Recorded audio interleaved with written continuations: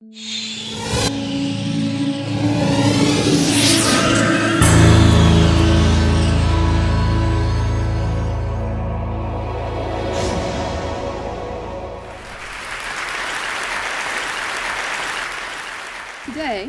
I'm going to take you on a voyage to some place so deep, so dark, so unexplored, but we know less about it than we know about the dark side of the moon.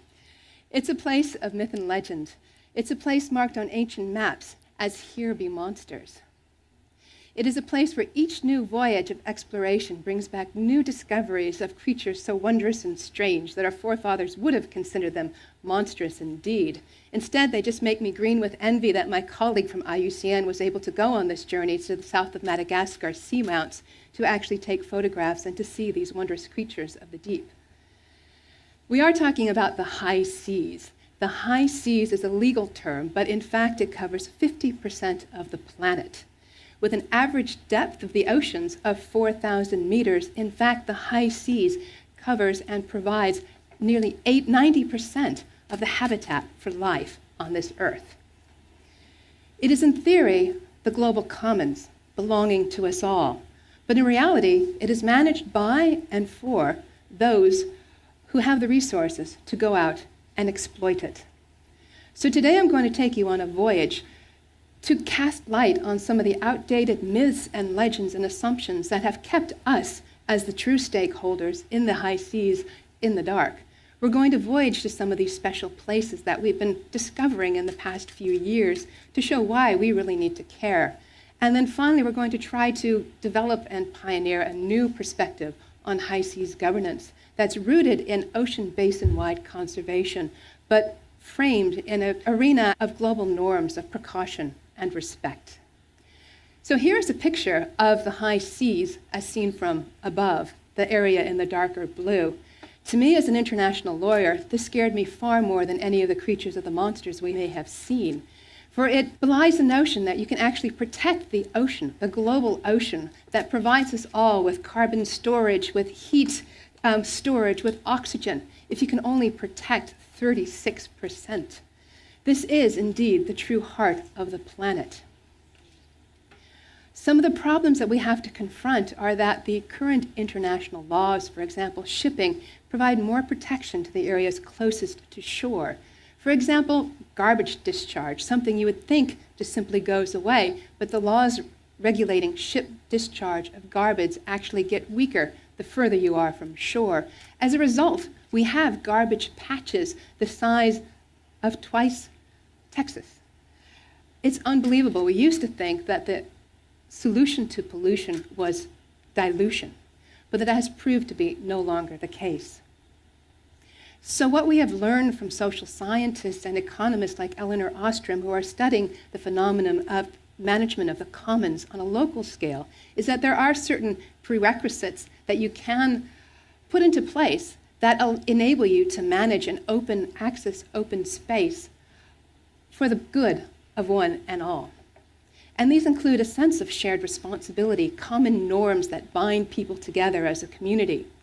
Conditional access. You can invite people in, but they have to be able to play by the rules. And of course, if you want people to play by the rules, you still need an effective system of monitoring and enforcement, for as we've discovered, you can trust, but you also need to verify. What I'd also like to convey is that it is not all doom and gloom that we are seeing in the high seas. For a group of very dedicated individuals, scientists, conservationists, photographers, and states were able to actually change a tragic trajectory that was destroying fragile seascapes such as this coral garden that you see in front of you. That's we're able to save it from a fate of deep-sea bottom trawling. And how did we do that? Well, as I said, we had a group of photographers that went out on board ships and actually photographed the activities in process.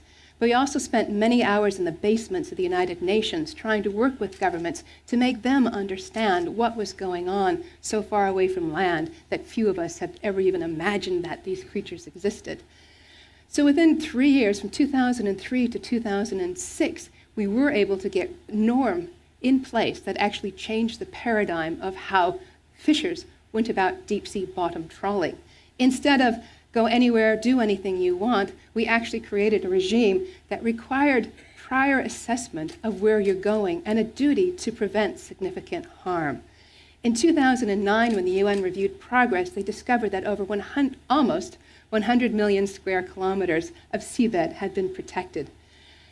This does not mean that it's the final solution or that this even provides permanent protection, but what it does mean is that a group of individuals can form a community to actually shape the way high seas are governed, to create a new regime. So I'm looking optimistically at our opportunities for creating a true blue perspective for this beautiful planet. Sylvia's wish provides us that leverage, that access to the heart of human beings, you might say, who have rarely seen places beyond their own toes, but are now hopefully going to become interested in the full life cycle of creatures like these sea turtles, who indeed spend most of their time in the high seas. Today we're just going to voyage to a small sampling of some of these special areas, just to give you an idea of the flavor of the riches and wonders they do contain. The Sargasso Sea, for example, is not a sea bounded by coastlines, but it is bounded by oceanic currents that contain and envelop this wealth of sargassum that grows and aggregates there. It's also known as the spawning ground for eels from northern European and northern American rivers that are now so dwindling in numbers that they've actually stopped showing up in Stockholm, and 5 showed up in the UK just recently. But the Sargasso Sea, the same way it aggregates sargassum weed, actually is pulling in the plastic from throughout the region. This picture doesn't exactly show the plastics that I would like it to show, because I haven't been out there myself, but there have just been a study that was released in February that showed there are 200,000 pieces of plastic per square kilometer now floating in the surface of the Sargasso Sea.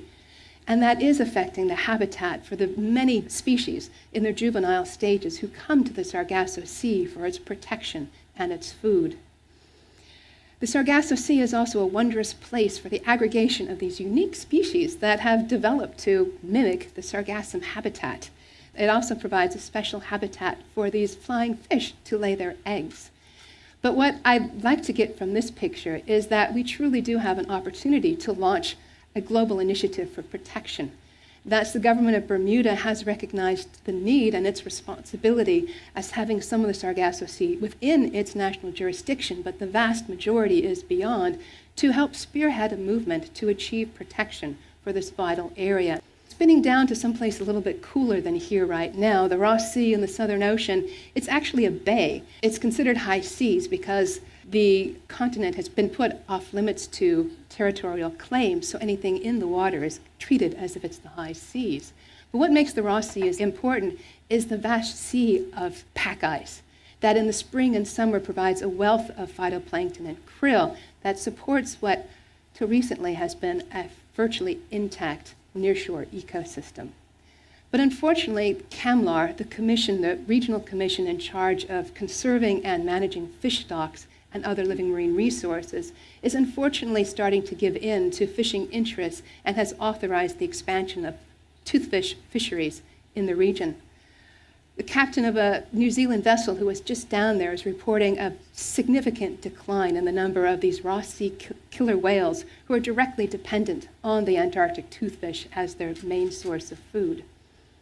So what we need to do is to stand up boldly, singly and together, to push governments, to push regional fisheries management organizations to declare our right to declare certain areas off limits to high seas fishing, so that the freedom to fish no longer means the freedom to fish anywhere and any time.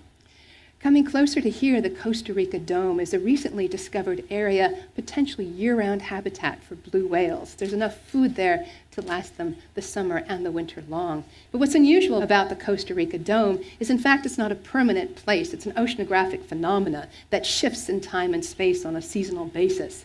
So in fact, it's not permanently in the high seas, it's not permanently in the exclusive economic zones of these 5 Central American countries, but it moves with the season. As such, it does create a challenge to protect, but we also have a challenge protecting the species that move along with it. We can use the same technologies that fishers use to identify where the species are in order to close the area when it's most vulnerable, which may in some cases be year-round. Getting closer to shore where we are, this was in fact taken in the Galapagos. Many species are headed through this region, which is why there's been so much attention put into conservation of the eastern tropical Pacific seascape. This is the initiative that's been coordinated by Conservation International with a variety of partners and governments to actually try to bring integrated management regime throughout the area. It provides a wonderful example of where you can go with a real regional initiative. It's protecting 5 World Heritage sites. Unfortunately, the World Heritage Convention does not recognize the need to protect areas beyond national jurisdiction at present. So a place like the Costa Rica Dome could not technically qualify the time it's in the high seas. So what we've been suggesting is that we either need to amend the World Heritage Convention so that it can adopt and urge universal protection of these World Heritage sites, or we need to change the name and call it half the World Heritage Convention. But what we also know is that species like these sea turtles do not stay put in the eastern tropical Pacific seascape. These happen to go down to a vast South Pacific gyre where they spend most of their time and often end up getting hooked like this or as bycatch. So what I'd really like to suggest is that we need to scale up. We need to work locally, but we also need to work ocean basin wide. We have the tools and technologies now to enable us to take a broader ocean basin wide initiative. We've heard about the Tagging of Pacific Predators project, one of the 17 Census Marine Life projects. It's provided us data like this of tiny little sooty shearwaters that make the entire ocean basin their home. They fly 65,000 kilometers in less than a year. So we have the tools and treasures coming from the Census of Marine Life in this culminating year that's going to be launched in October. So stay tuned for further information. But what I find so exciting is that the Census of Marine Life has looked at more than the tagging of Pacific predators. It's also looked in the really unexplored midwater column where creatures like this flying sea cucumber have been found. And fortunately, we've been able, as IUCN, to team up with the Census of Marine Life and many of the scientists working there to actually try to translate much of this information to policymakers. We have the support of governments now behind us. We've been revealing this information through technical workshops. And the exciting thing is that we do have sufficient information to move ahead to protect some of these significant hope spots, hotspots, at the same time as saying, yes, we need more, we need to move forward. But many of you have said, if you get these marine protected areas or a reasonable regime for high seas fisheries management in place, how are you going to enforce it? Which leads me to my second passion besides ocean science, which is outer space technology. I wanted to be an astronaut, so I've constantly followed what are the tools available to monitor Earth from outer space, and that we have incredible tools like we've been learning about in terms of being able to follow tagged species throughout their life cycles in the open ocean. We can also tag and track fishing vessels. Many already have transponders on board that allow us to find out where they are and even what they're doing.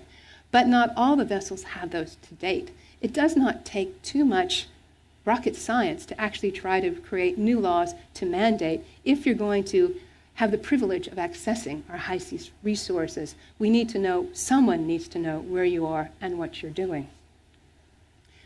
So it brings me to my main take-home message, is which we can avert the tragedy of the commons. We can stop the collision course of 50% of the planet with the high seas. But we need to think broad scale. We need to think globally. We need to change how we actually go about managing these resources. We need to get the new paradigm of precaution and respect. At the same time, we need to think locally, which is the joy and marvel of Sylvia's Hope Spot wish, is that we can shine a spotlight on many of these previously unknown areas and to bring people to the table, if you will, to actually make them feel part of this community that truly has a stake in their future management. And third is that we need to look at ocean basin-wide management. Our species are ocean basin-wide. Many of the deep sea communities have genetic distribution that goes ocean basin wide. We need to better understand, but we also need to start to manage and protect. And in order to do that, you also need ocean basin management regimes. We have regional management regimes within the exclusive economic zone, but we need to scale these up. We need to build their capacity so they're like the Southern Ocean, where they do have the two-pronged fisheries and conservation organization. So with that, I would just like to sincerely thank and honor Sylvia Earle for her wish, for it is helping us to put a face on the high seas and the deep seas beyond national jurisdiction. It's helping to bring an incredible group of talented people together to really try to solve and penetrate these problems that have created our obstacles to management and rational use of this area that was once so far away and remote. So on this tour, I hope I've provided you with a new perspective of the high seas, one that it is our home too, and that we need to work together if we are to make this a sustainable ocean future for us all. Thank you.